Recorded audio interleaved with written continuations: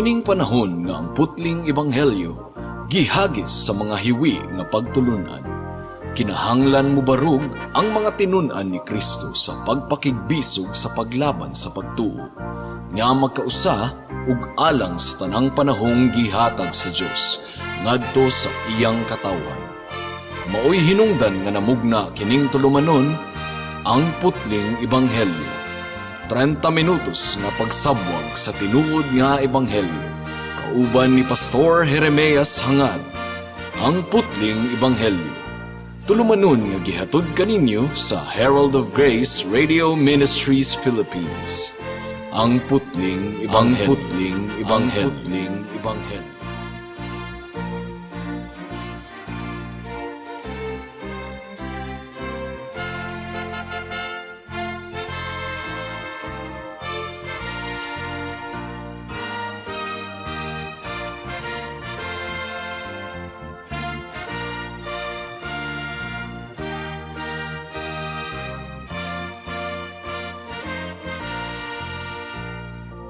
Alang sa pagpamalandong sa pulong sa Ginoo ni ining taknaa atong pag-ablihon ang atong Biblia sa Mark chapter 10 verse 17 hangtod sa 22. Apan sa dili pa akong gigreet ang akong 93 years old nga lolo nga si Lolo Isabelo Laure Sr. Mark chapter 10 verse 17 hangtod sa verse 22 ang giingon dinhi. Sa diha nga mulakaw na unta si Jesus, may tawo nga midagan ngadto kaniya. Miluhod sa iyang atubangan ug nangutana, maayong magtutudlo. Unsa may kinahanglan nakong buhaton aron madawat ko ang kinabuhing dayon? Nangutana si Jesus kaniya, nganong miingon ka man nga ako maayo? Walay maayo gawas sa Dios. Nahibalo ka sa mga sugo, ayaw pagpatay, ayaw panapaw, ayaw pangawat, ayaw pagbutang-butang, ayaw panglimbong, tahura ang imong amahan ug inahan. Mitubag ang tawo, magtutudlo.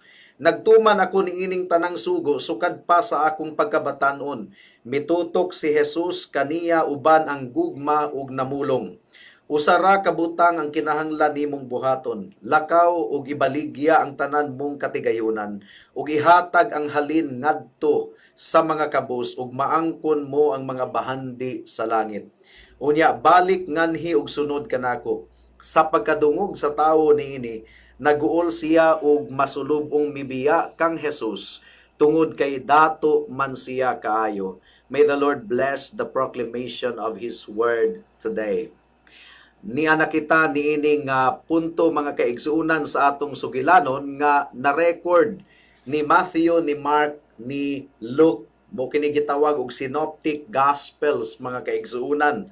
Human sa pagtudlo ni Jesus mahitungod sa kaminyoon ug panagbulag, miadto siya sa balay sa usa sa iyang mga disipulo. O during niadto nga okasyon mga kaigsunan, once again, kitudlo na usab ni Kristo ang importansya sa pagpaubos nato sa atong kaugalingon ug dili ra ang atong kaugalingon ang atong hunahunaon kung kita musulod sa gingharian sa Dios. Ang tulo ka synoptic gospels, Matthew, Mark ug Luke mga kaigsunan, aduna sila'y distinct impression nga kining nahitabo sa tawo nga batan-on nga miluhod kang Kristo, nahitabo kini right after nga gipanalanginan sa Ginoo ang gagmayng mga bata. And once again, nagtudlo si Kristo niining puntuha mahitungod sa kinaiyahan sa pagsulod sa iyang gingharian. Samtang si Kristo naglakaw sa dalan, adunay usa ka batan-ong lalaki nga midagan padulong kaniya ug nagpakisayod mahitungod sa pangutana, importante kaayo nga pangutana. Kung atong ikumparar ang Matthew, Mark ug Luke mga kaigsuunan, jutay ra kayo ang detalye nga gi-provide ni Mark, pero sa Matthew sa 19:20 miingon si Matthew nga kining tawhana batan-on nga lalaki. Ug sa verse 22, kining tawhana kuno dato usab kaayo, very wealthy. This was the description of Matthew.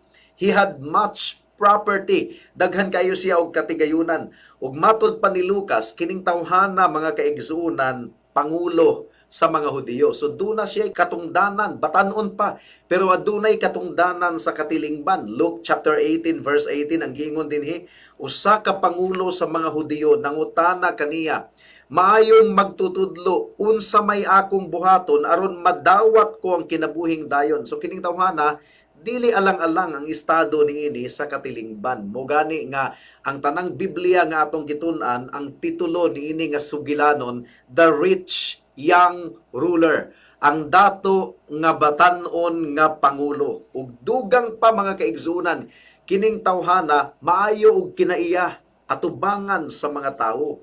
Mark chapter 10 verse 20 ang giingon dinhi, magtutudlo, nagtuman ako niining tanang sugo sukad pa sa akong pagkabatanon. So meaning to say, maayo kining tawhana og kinaiya.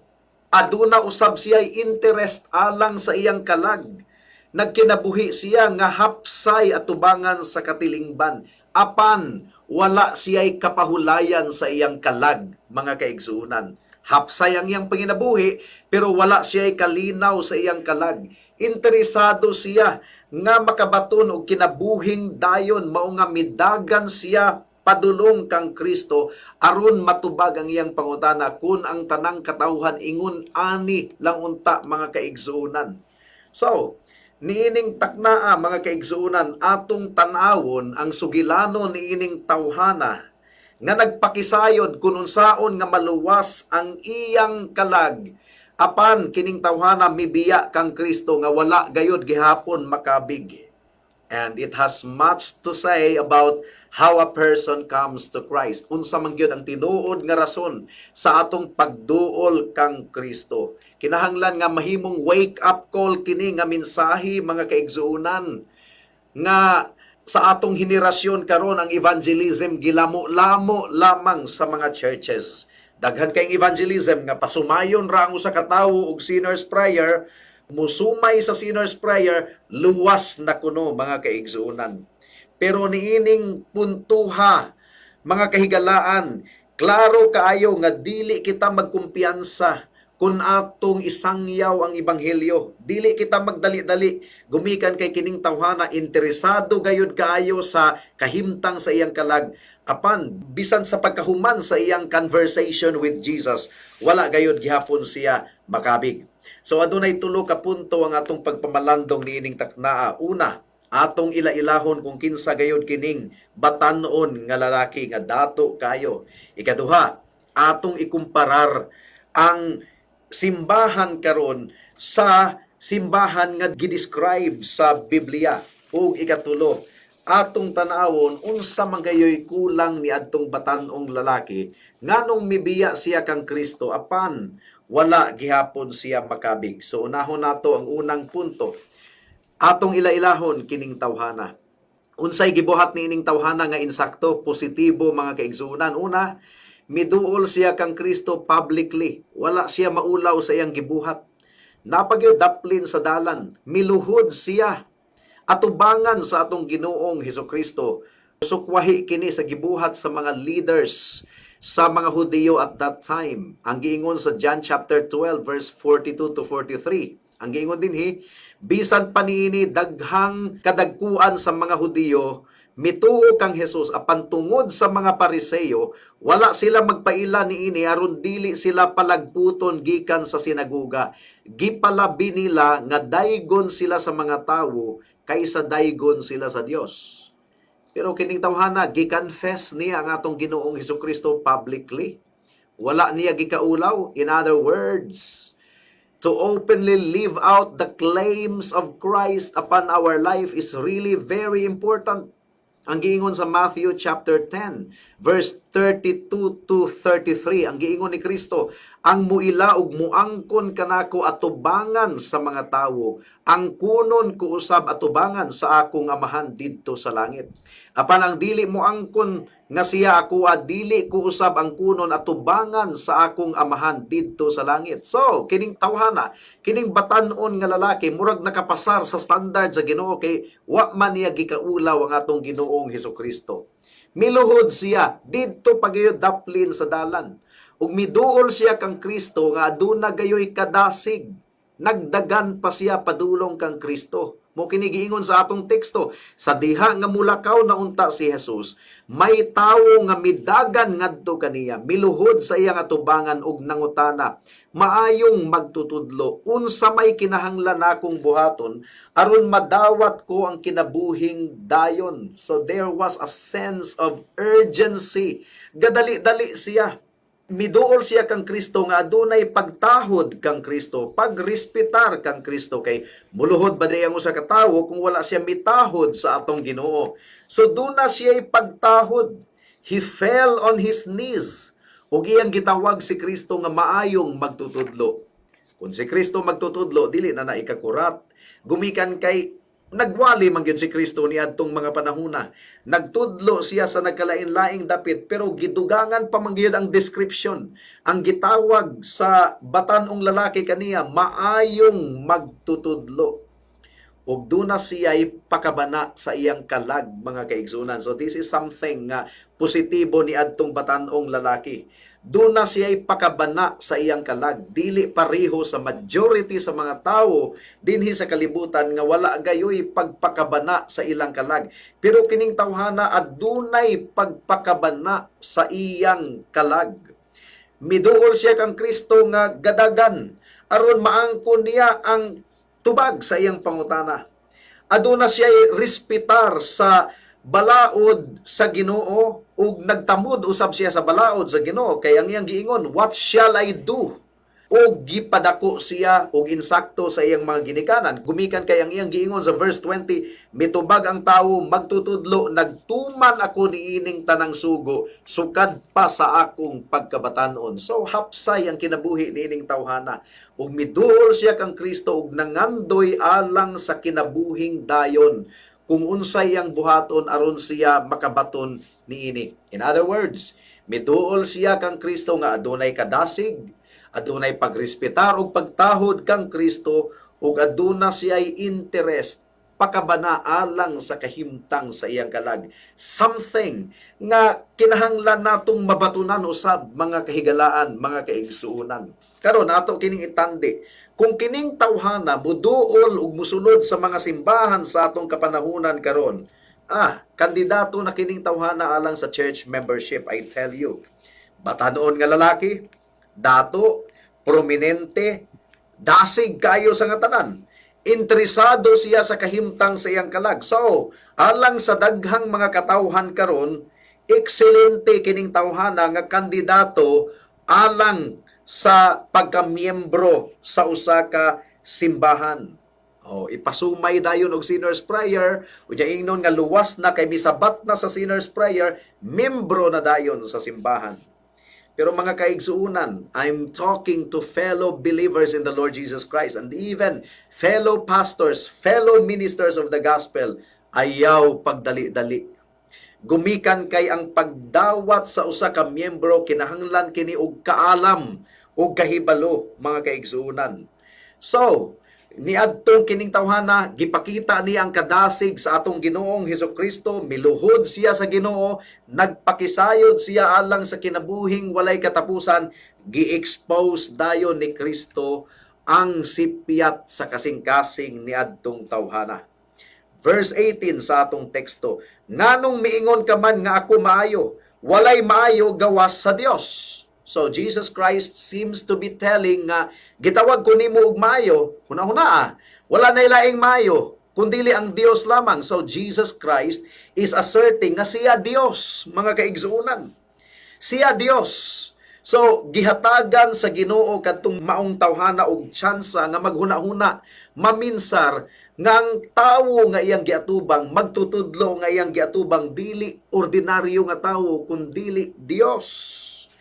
So, gipasabot ni Kristo, Jesus Christ seemed to be saying to that man, huna-hunaa og tarong kanang imong giingon nga ako maayong magtutudlo. Gumikan kay ang Dios lamang ang maayo. So, kinahanglang masabdan ni atong tawhana ang difference or ang kalainan sa kaayo sa tawo ug kaayo sa Dios. Wala ma-recognize ni adtong batanong lalaki nga si Kristo Dios. Ang iyang pagtan-aw lamang kang Kristo, maayong magtutudlo. The rich young ruler was looking at Jesus as only a man. Mo katoy sipyat ni atong tawhana. Doon na siya'y presumption, mga kaigsuunan, nga ang pagkamaayo ni Kristo, pagkamaayo ingon nga tawo, wa gyud niya mailhi nga si Kristo Dios, gamhanang Dios. Gikonvict ni Kristo kadtong tawhana sa unang upat kasugo sa napulo kasugo. Gumikan kay kung kita muila og mutamod og mutawag sa usa ka tawo nga maayo, kinahanglan natong masabtan nga kana nga attribute alang lamang sa atong Dios. Ikaduha, gi-expose pud ni Kristo ang self-centeredness ni adtong tawhana. Self-centered. Kaugalingon ra niya ang iyang gihunahuna, siya ang bida. Ang iyang giingon, what must I do that I may have eternal life? Unsay akong buhaton aron ako makabaton og kinabuhing dayon? And then miingon siya nga, kining tanang butanga, ako naman kining gituman, ako. So self-centered, mga kaigsunan.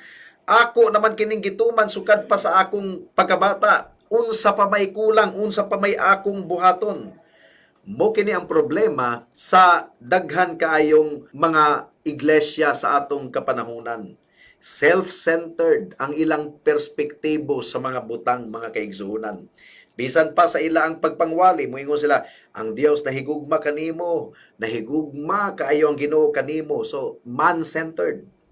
Dunay maayong plano ang Ginoo sa imong kinabuhi. Dawata si Kristo ingon nga imong Dios ug manluluwas, ug kun imong dawaton si Kristo magmalipayon ikaw. So man-centered, nakasentro sa tao, nakasentro sa panginahanglanon sa tao. Mao kana ang evangelism sa atong kapanahunan karon. Mao kana ang pagpanangyaw. This young man was only interested kung unsa ang makabenefit kaniya. Pero dili siya interesado nga iyang isalikway ang mga idolo sa iyang kasing-kasing.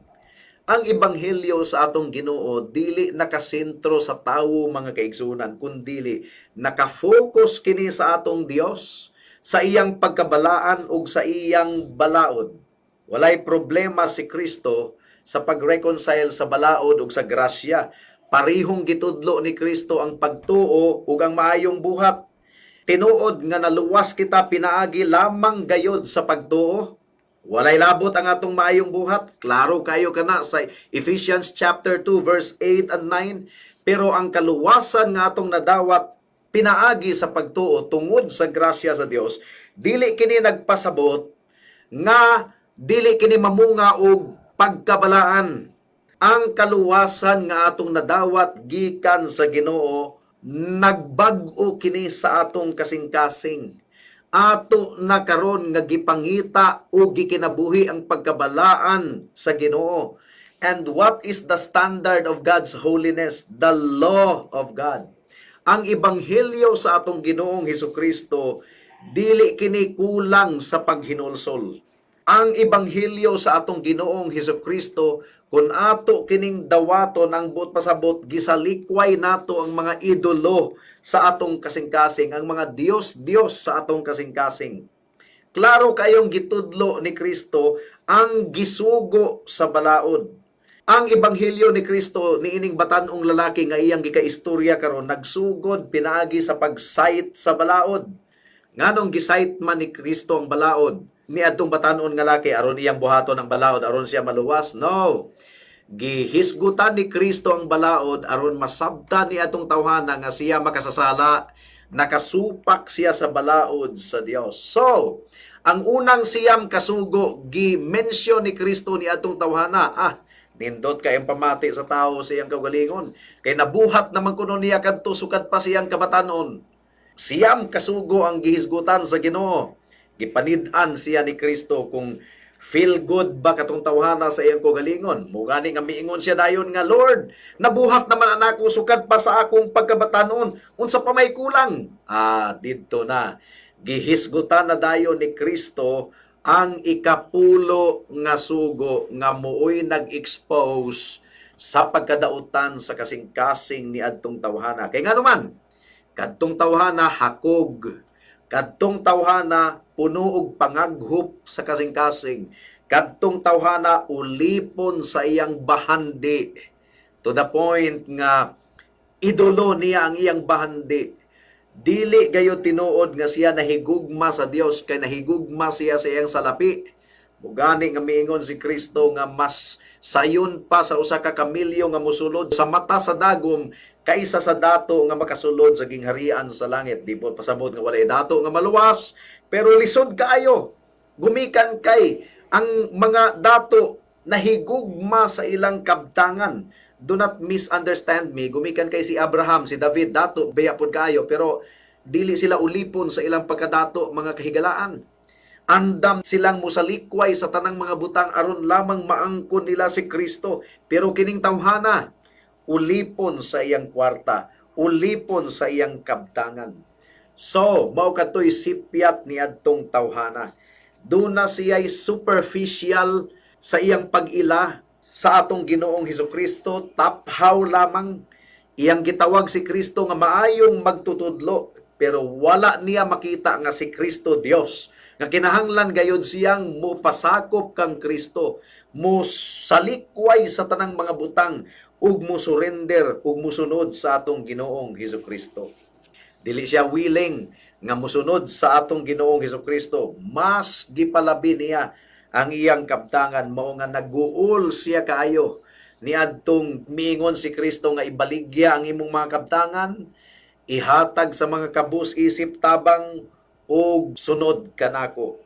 Nagtuo katong tawhana nga nasunod niya ang balaod. Mugani nga mingon siya nga, Lord, I obeyed all of those laws gikan pa sa akong kabatanunan. So pasabot, wala na siya nanginahanglan og maluluwas kay nasunod naman kuno niya ang balaod sa Dios. Mura kadto ang iyang pamati mga kaigsuunan.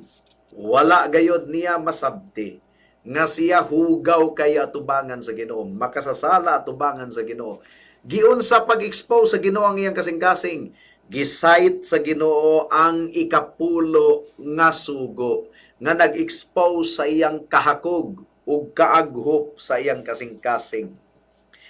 Kung ang tawo wala niya makit-i nga siya makasasala, dili usab niya makit-an ang iyang panginahanglanon kang Kristo, ingon nga Dios ug manluluwas. Mark chapter 2 verse 17 ang giingon dinhi, wala magkinahanglan og mananambal ang mga tawo nga maayong lawas, kundili ang mga masakiton lamang. Wala ako muanhi sa pagdapit sa mga matarong, kundili sa mga makasasala. So nakuha nato mga kaigsuunan, kining batan-ong lalaki buta mahitungod sa kamatuoran sa iyang sala. So after nga gipoint sa Ginoo ang kahakog ni adtong tawhana ug ang problema ni adtong tawhana nga nahigugma siya sa iyang bahandi, nahigugma siya sa iyang sapi, giulipon siya sa iyang sapi, gipakita sa Dios nga wa gyud siya nakatuman sa sugo sa Dios. Pamati ra niya kadto nga gituman kuno niya ang sugo sa Dios sukad pa kuno sa iyang pagkabatanon.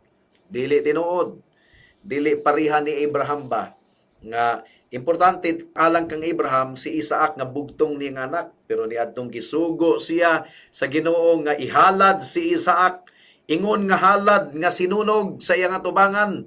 Sakit kadto alang kang Abraham, pero testing ra kadto sa iyang pagtuo mga kahigalaan. Sakit kadto alang kang Abraham, pero misunod si Abraham sa Ginoo. Andam si Abraham nga iyang isalikway bisan pa ang pinakamahinungdanong butang sa iyang kinabuhi, ang iyang bugtong nga anak nga si Isaac. So testing lamang kadto, wala madayon, gumikan kay gipugngan siya sa Ginoo, adunay karnero nga giprovide ang Ginoo in behalf of Isaac. Usa ka nindot kayong picture sa Ebanghelyo nga imbis nga kita ang silutan, kita ang patyon, si Kristo ang kordero sa Dios, ang nati nga karnero nga gihalad didto sa krus sa Kalbaryo tungod og alang sa atong kaluwasan in our behalf. Pero kining batan-on nga lalaki, dili susama kang Abraham, wala niya gisurrender ang iyang kaugalingon sa Ginoo. Wala niya talikdi ang iyang bahandi nga iyang gihigugma. Ang kwarta nga iyang gi-idolize, wala niya talikdi.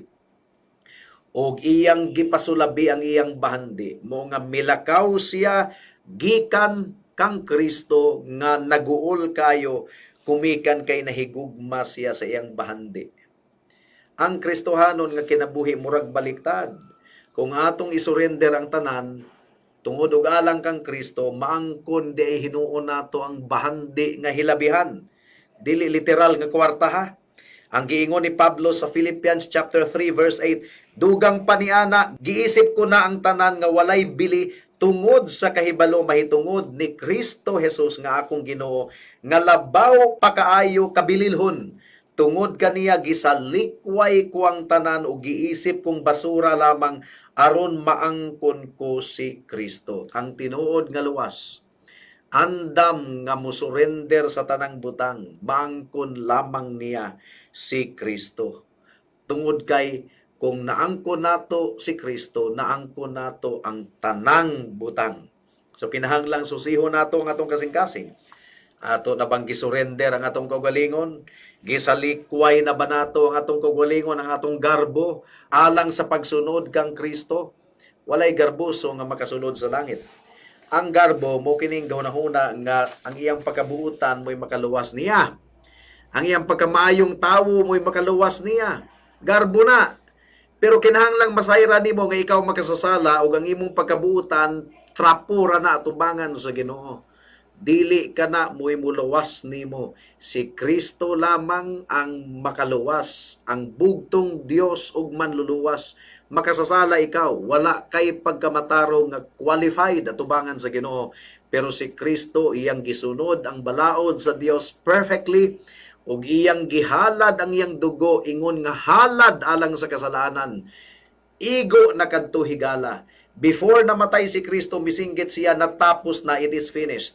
Ug gidawat sa Ginoo ang iyang sakripisyo alang sa mga makasasala, ug ang pamatuod nini nabanhaw siya gikan sa mga patay. Ang tanang naghinulsol ug nagdangop kang Kristo dili gayud malaglag, kun dili dunay kinabuhing walay katapusan.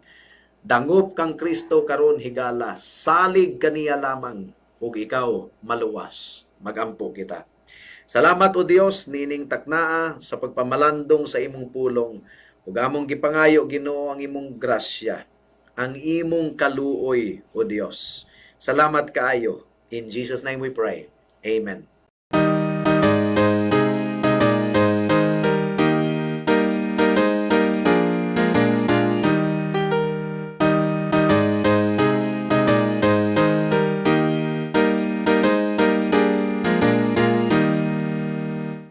Bisag maako ang kalibutan, ug dili maako si Jesus. Mahikaplagan ubang kalipay, sa kaptanan nga lumalabay. Bisan ang tanan maangkon nako, ug wala ako'y manluluwas. Ang kasadya nga kalibutanon, dili makatumbas kang Jesus. Kung ako ang labing adunahan, ug labing pantugan sa tanan, apat kun ako walay paglaom, hain may maayo ning tanan. Bisan ang tanan akong maangkon, ug walay Jesus nga nagtubos. Kinsa man ang ako nga kadangpan, sa kalagkungan mabugatan. Way paglaom kun way manluluwas, sa mga sala maglunang ko, ug mangit-ngit ang akong padulngan, kun si Jesus akong talikdan. Unsay kapuslanan kun wala siya, may paglaom ba unya ako? Mahiya ko man kung pagkalaglag, kay wala maako si Jesus.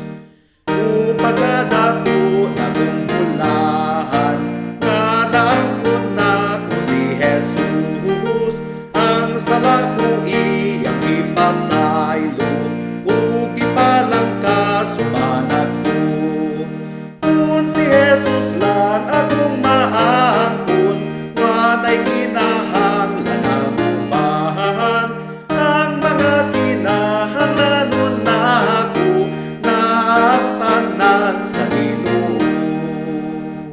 Alang sa dugang nga mga pangutana, mahimong mo text kang Pastor Jeremias hangad sa 0935 744 3030.